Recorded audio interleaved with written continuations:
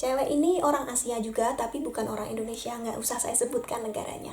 Anyway, di Singapura kan semua kantor ada AC-nya. Jadi meskipun di luar panas, nggak mungkin lah di dalam ruangan itu panas. Tapi dia gini, kancing bajunya yang atas dibuka, panas sekali kayak gitu. Suami saya mikirnya ya, wah ini kok mulai nggak enak nih gitu. Ayu Petri dan Hai semuanya, teman-teman dimanapun kalian berada, apa kabar? Dulu sekali saya sudah pernah bikin video tentang kenapa pria bule suka wanita Indonesia yang jelek. Judulnya ini clickbait, bukan pendapat saya pribadi, tapi pertanyaan para netizen. Dan sekarang di video kali ini saya akan membuat topik sebaliknya. Kenapa saya memilih untuk menikah dengan pria bule? Saya mulai dari awal cerita dulu biar teman-teman terutama yang baru bergabung di channel ini tidak bingung. Nama saya Ayu, umur 41 tahun, hampir 42, dan saya tinggal di Budapest, Hongaria. Suami saya namanya Zsolt, orang Hongaria, umurnya 42 tahun, hanya 3 bulan lebih tua dari saya. Kami sudah menikah selama hampir 19 tahun. Awal kenalan, kalau nggak salah, awal tahun 2002, kami chatting saja di Messenger waktu itu, Yahoo Messenger, MSN Messenger, kemudian di IRC, dan juga di mana lagi ya? ICQ. Dan kami hanya berteman karena kami sama-sama suka Formula One. Sampai lama kami chatting, tapi nggak ada niat untuk pacaran. Apalagi dia lama banget nggak mau kirim foto ke saya, nggak tahu kenapa. Akhir 2002 waktu saya wisuda dia datang, dan dari situ kami benar-benar serius selama setahun. Kemudian September 2003 kami menikah. Jadi cuma setahun saja kami LDR. Banyak teman-teman yang sekarang sedang menjalani LDR tanya, kenapa saya memutuskan untuk memilih menikah dengan bule? Disclaimer dulu, istilah bule itu kan luas sekali. Sekarang kita membicarakan 2 orang bule saja. Ya, bule yang ini dengan yang itu kan beda. Nggak bisa digeneralisir. Jadi mungkin lebih tepatnya pertanyaan ini saya belokkan sedikit. Kenapa saya memilih menikah dengan bule yang itu? Yang pertama tentu saja kecocokan. Dari zaman berteman kami sudah cocok, ngobrol panjang lebar. Apalagi saya orangnya cerewet, sedangkan dia orangnya pendiam. Kebanyakan dia hanya mendengarkan omongan saya dan saya bisa cerita apa saja. Kalau nggak cocok, pasti di fase ini salah satu akan mengurangi intensitas obrolan. Lama-lama menjauh, lama-lama ghosting. Menghilang. Tapi ini tidak pernah terjadi di antara kami. Setiap hari kami ngobrol, bahkan belum punya smartphone juga kami menggunakan SMS. Pokoknya nggak tidur kami akan selalu ngobrol. Sampai sekarang masih tetap begini. Bahkan kalau sekarang kami sudah tinggal serumah ya, Ayah Med mungkin sudah nyaman dengan saya. Sekarang dia bisa jauh lebih cerewet dari saya kalau ngobrol, terutama tentang topik-topik yang dia suka. Kemarin Matt sempat tanya ke saya, Mami, kenapa obrolan Mami dan Daddy itu beda dengan obrolan orang tua teman-temannya? Mungkin dari pengamatan dia gitu. Saya tanya, bedanya di mana? Kalau orang tua lain, Matt bilang obrolannya seperti, hari ini kamu ngapain aja, tadi makan apa, masak apa, kayak gitu. Sementara obrolan saya dan ayahnya di rumah biasanya situasi perang, sejarah zaman dulu, atau bahkan tentang hal-hal yang Ayah Matt sukai, tentang mobil, tentang mesin, tentang gadget. Jadi menurut Matt topik yang berat-berat itu, sebenarnya kami nggak sengaja memilih topik yang berat, harus ngomongin topik ini atau topik itu, enggak. Tapi kan biasanya hal-hal seperti ini yang ada di dalam pikiran kami. Dan kalau salah satu pihak merasa tidak cocok seperti ini, ya lama-kelamaan akan tersiksa. Inilah pentingnya kenapa pasangan sebelum menikah itu harus memutuskan cocok dulu. Yang kedua, ini pendapat saya pribadi, ganteng. Ini menurut saya ya teman-teman, kalian boleh tidak setuju. Kadang saya menerima komen negatif tentang suami saya gitu, Mbak Ayu, suaminya kurus sekali, seperti tidak terurus, kan malu jadinya gitulah. Saya yang jadi istrinya kok Anda yang malu? Jadi memang dari kecil dia sudah kurus seperti itu, dan saya yakin-yakinnya almarhumah ibu mertua saya mengurus anaknya dengan penuh kasih sayang. Tapi memang ya seperti itu, dia kurus dari kecil dan ada penyakit, memang penyakit tiroid autoimun Hashimoto, jadi memang tidak bisa gemuk.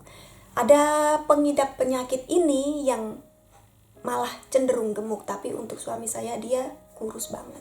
Anyway, bagaimanapun cocoknya kita dengan seseorang, tapi kalau kita tidak merasa tertarik dengan penampakannya, ya bagaimana? Paling berteman saja untuk teman ngobrol. Penampakan memang bukan segalanya, tapi ya masih tetap penting. Yang ketiga, orangnya tradisional.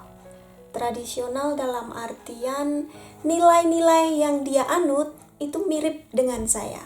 Kalau stereotip kita dulu, atau setidaknya saya waktu masih muda, saya mengira orang bule itu suka minum-minuman, suka clubbing, hedon, kemudian pergaulan bebas. Namanya stereotip ya tidak berarti 100% benar, tapi setidaknya itulah yang bisa kita lihat kalau kita ke Bali. Misalnya banyak turis yang minum-minum, pergaulan bebas seperti itu, atau di film.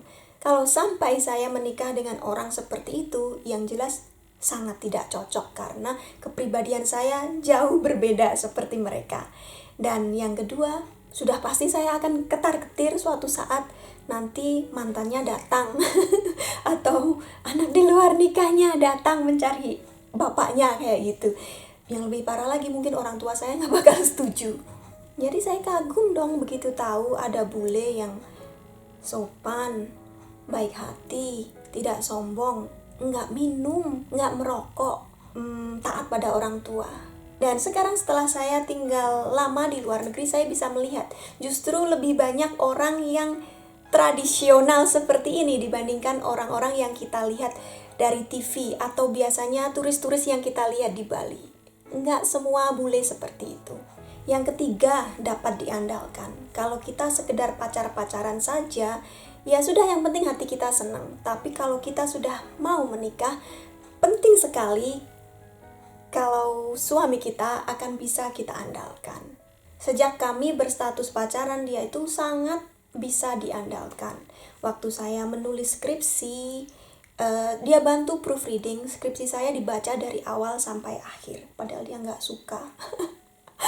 Padahal dia nggak suka sastra, tapi dibela-belain gitu loh guys. Baca, kemudian kalau ada yang kurang bagus kalimatnya, kurang jelas poin-poin saya, dia bantu, ini apa nggak sebaiknya diganti, kayak gitu-gitu. Setiap hari dia menemani saya lewat SMS. Kalau dulu masih muda ya guys, saya biasa pergi antar kota naik bis, naik kereta sendirian ke Kediri, ke Malang, bolak-balik ke Cepu, itu bisa lebih dari 6 jam kalau naik kereta rel diesel KRD itu ya. Dan kadang bosen, kadang harus berdiri karena nggak dapat tempat duduk, dia yang selalu menemani saya. Jadi gimana saya nggak luluh kalau mendapatkan perhatian yang bertubi-tubi seperti itu. Kalau lewat ucapan yang romantis, menulis surat yang romantis kayak gitu, emang dia jarang. Tapi saya bisa merasakan cintanya dia itu dari perilakunya. Seperti di video kemarin yang waktu kami jalan-jalan di tengah hujan salju, setiap kali kami ada berjalan di trotoar, pasti dia milih tempat yang di dekat jalan. Jadi kalau ada mobil lewat kan airnya nyiprat, jadi nggak sampai nyipratin saya kayak gitu. Atau saya nggak kena debu kayak gitu, kena hujan juga dia. Terus kalau ada pintu di depan dia selalu bukain, tapi dia persilahkan saya masuk lebih dulu, ladies first kayak gitu-gitu. Jadi saya merasa dilindungi. Sebenarnya nggak butuh juga sih kalau dibilang ya, saya bisa juga buka pintu sendiri, saya berjalan di pinggir jalan juga nggak masalah. Cuma ini membuat saya merasa lebih dihargai gitu aja sih. Kemudian yang sampai sekarang masih dilakukan juga adalah kalau kami habis belanja, bawa tas banyak, pasti dia semua yang bawain. Kalau sekarang ada maid, saya suruh maid bantuin. Yang keempat adalah setia. Sangat-sangat penting. Dulu waktu masih muda saya kira bule itu sudah biasa gonta-ganti pacar. Setelah kenal dia, saya baru paham bule juga manusia sama seperti kita. Ada yang suka gonta-ganti pacar, ada yang suka sekaligus punya pacar banyak, ada yang belum pernah pacaran. Untuk ayah Matt, karena kami menikah dalam usia yang masih sangat muda ya, 23 tahun, sama-sama belum pernah pacaran yang serius gitu. Mungkin kalau cinta monyet, suka sama teman gitu, mungkin pernah lah ya, tapi nggak pernah sampai ke hubungan yang serius, nggak pernah pacaran, jalan dengan pacar kayak gitu, nggak pernah. Jadi bikin saya tambah suka gitu teman-teman. Berarti saya pacar pertama dia dan dia adalah pacar pertama saya kayak gitu. Tentang Ayah Matt sendiri, waktu dia masih kecil orang tuanya sudah cerai dan dia ikut ibunya. Gaji ibunya pas-pasan ya, pokoknya UMR gitu aja, cukup untuk hidup. Kadang-kadang juga nggak cukup, masih harus cari pinjaman dari tetangga. Jadi dia kerja sambil kuliah. Kalau pagi kuliah, siangnya kerja. Kalau paginya kerja, siangnya kuliah, seperti itu. Pulang ke rumah sudah sore dan harus jalan kaki ya, rumahnya di Eger itu pegunungan, nggak bisa naik sepeda. Mau naik mobil juga harga bensin mahal, mau naik bis juga tiketnya mahal, jadi dia harus jalan kaki. Sampai di rumah sore atau malam sudah capek.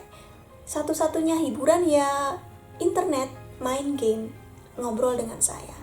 Dan dia tinggal serumah dengan ibunya dan setiap saat bisa saya hubungi lewat HP. Jadi nggak ada waktu untuk berselingkuh gitulah. Saya nggak pernah ada perasaan curiga, was-was dia di sana jangan-jangan sama cewek lain, nggak pernah. Dan saya yakin dia pun merasa seperti itu tentang saya. Saya juga nggak pernah. Sampai sekarang kami sudah sekian lama menikah juga begitu. Saya selalu tahu dia ada di mana, dia selalu tahu saya ada di mana. Nggak ada ceritanya dia keluar malam pulang pagi seperti di film, nggak ada seperti itu. Gibah sedikit, nggak gibah lah. Share aja. Dulu kami pernah tinggal di Singapura selama 9 tahun. Waktu baru datang dia masih kerja di kantor di Singapura ya. Kemudian setiap hari ke kantor itu dia selalu membawa bekal makan siang. Saya masakin untuk sarapan dan makan siang, jadi dia bawa 2 kotak gitu ya. Kalau di Singapura kebanyakan orang kalau makan siang pasti akan pergi keluar, makan di luar karena banyak restoran murah di sana. Jadi semua orang makan di luar, dia makan di kantor sendirian sambil ngobrol dengan saya. Kan bisa chatting, sudah ada smartphone, sudah bisa chatting, ada banyak aplikasi. Setelah beberapa hari ternyata ada salah satu kolega yang biasanya makan di luar, tiba-tiba dia juga membawa bekal makan siang di kantor. Dan dia minta Ayah Matt untuk makan siang bersama. Jadi berdua gitu ya. Tapi Ayah Matt jujur dari awal gitu. Saya bilang, gak apa-apalah jangan terlalu kaku. Soalnya kamu kan orang baru. Harus ngebaik-baikin teman-teman di kantor gitu. Menjalin hubungan baik. Namanya juga di negara asing gitu kan. Sama-sama orang asing di Singapura.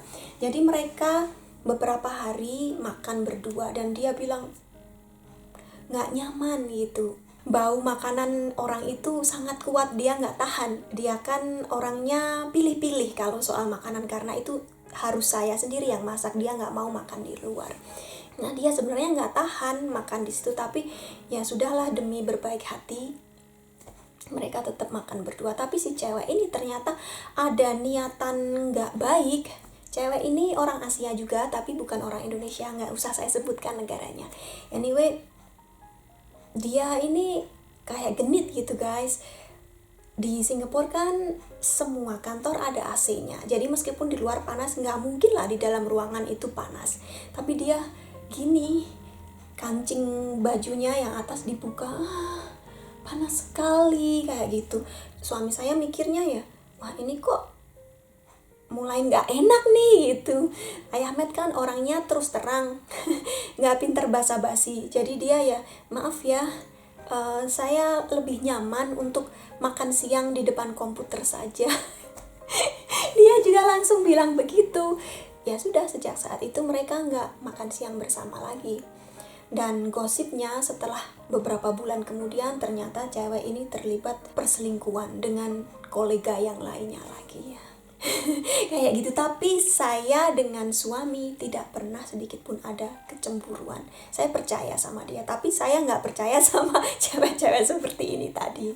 Poin berikutnya adalah bertanggung jawab. Sebelum menikah semua gaji Jules diserahkan pada ibunya. Jadi ibunya yang mengelola karena untuk hidup mereka saja pas-pasan banget ketika kami sudah menikah dan saya sudah paham duit di sini, cara mengelola uang, gajinya ganti diserahkan ke saya. Jadi dia nggak pernah pegang uang. Kemudian ketika mendiang ibu mertua masih ada, dia juga setiap bulan selalu membantu. Duit ya maksudnya. Ibu mertua nggak pernah minta. Kemudian orang tua saya pensiun di Indonesia. Suami juga nggak keberatan kalau saya membantu keluarga di Indonesia. Jadi dia ini sudah paham. Dia sudah membuat keputusan menikah dengan saya. Ya segala akibatnya harus ditanggung gitu. Kalau keluarga sini butuh bantuan ya dibantu, keluarga Indonesia butuh bantuan ya juga dibantu, kan sama-sama keluarga. Jadi saya melihat dia ini anak yang berbakti. Kalau pada ibunya dia sudah bertanggung jawab seperti itu, kemungkinan nanti pada istrinya dia juga bisa bertanggung jawab. Sekarang setelah menikah sekian lama, saya bisa merasakan semua poin-poin yang saya ceritakan ini tadi memang benar. Di saat-saat saya sedang membutuhkan pertolongan sekali, apalagi tinggal di negara asing, siapa yang bisa menolong kalau bukan suami? Ketika saya jatuh sakit, nggak bisa berdiri, nggak bisa berjalan, langsung digendong, dibawa ke rumah sakit. Sampai saya ada di titik yang terendah, mau cebok saja nggak bisa. Siapa yang nyebokin? Dia. Saya bersyukur, ternyata pilihan saya tidak salah. Tapi tetap ya, kadang-kadang namanya orang berumah tangga itu pasti ada perbedaan. Bahkan kadang-kadang kalau kita dengar ada artis yang cerai, alasannya karena ada perbedaan pendapat yang tidak bisa disatukan gitu kan. Perbedaan pendapat bisa berujung pada perceraian. Tapi kalau kedua belah pihak ada keinginan kuat untuk menjembatani perbedaan itu, masih bisa diselamatkan. Itulah yang saya rasa sering dilakukan Ayah Met. Kalau dulu masih muda, saya mungkin yang lebih tidak sabaran dibandingkan dia. Mungkin juga saya lebih stres ya, karena kan saya tinggal di negara asing. Dan itu dia yang lebih banyak mengalah. Sekarang saya sudah tua segini, saya bisa melihat banyak sekali pengorbanan dia. Gak gampang jadi kepala keluarga, gak gampang menghidupi anak orang. Kalau sampai dia tidak bisa memberikan perlakuan yang sama seperti yang saya terima dari orang tua, kan kemungkinan saya juga nggak akan bahagia. Hal-hal seperti itu kadang-kadang saya mikir, nggak gampang jadi kepala keluarga. Jadi saya sangat menghargai segala usaha yang dia lakukan untuk membuat perkawinan kami bisa bertahan sekian lama. Dan kayaknya sekarang semuanya ya setelah hampir 19 tahun ini jadi terlihat gampang. Karena yang susah-susah sudah ada di awal perkawinan. Sekarang sudah bisa dibilang sudah lancar gitu. Ada orang bilang kalau orang bule suka dengan wanita Indonesia karena mereka pintar masak. Tapi kalau di dalam kasus saya seperti ini, karena keluarga saya itu nggak suka makan. Jadi sebenarnya mereka nggak peduli apakah saya pintar masak atau enggak. Waktu saya baru nikah dulu saya belum bisa masak. Jadi begitulah teman-teman, video hari ini panjang lebar ceritanya, semoga bermanfaat. Terima kasih sudah menonton, sampai ketemu di video berikutnya. Bye-bye.